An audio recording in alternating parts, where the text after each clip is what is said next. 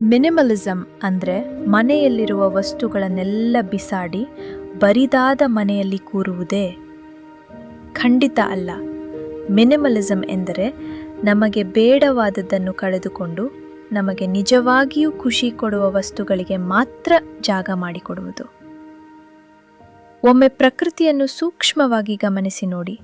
ಅಲ್ಲಿ ಯಾವುದೂ ಹೆಚ್ಚುವರಿಯಾಗಿಲ್ಲ, ಗೊಂದಲಗಳಿಲ್ಲ. ಎಲ್ಲವೂ ಎಷ್ಟೊಂದು ಸರಳ ಮತ್ತು ಸುಂದರವಾಗಿರುತ್ತದೆ. ನಮ್ಮ ಬದುಕು ಕೂಡ ಹಾಗೇ ಇರಬೇಕು. ನಿಮ್ಮ ಮನೆಯಲ್ಲಿರುವ ಅನಗತ್ಯ ವಸ್ತುಗಳನ್ನು ಕಡಿಮೆ ಮಾಡುತ್ತಾ ಹೋದಂತೆ ನಿಮ್ಮ ಮನಸ್ಸಿನ ಭಾರವೂ ಕಡಿಮೆಯಾಗುತ್ತದೆ. ನೆಮ್ಮದಿಯ ಜೀವನಕ್ಕೆ ನೂರಾರು ವಸ್ತುಗಳ ಅಗತ್ಯವಿಲ್ಲ. ನೆಮ್ಮದಿಯ ಮನಸ್ಥಿತಿ ಇದ್ದರೆ ಸಾಕು.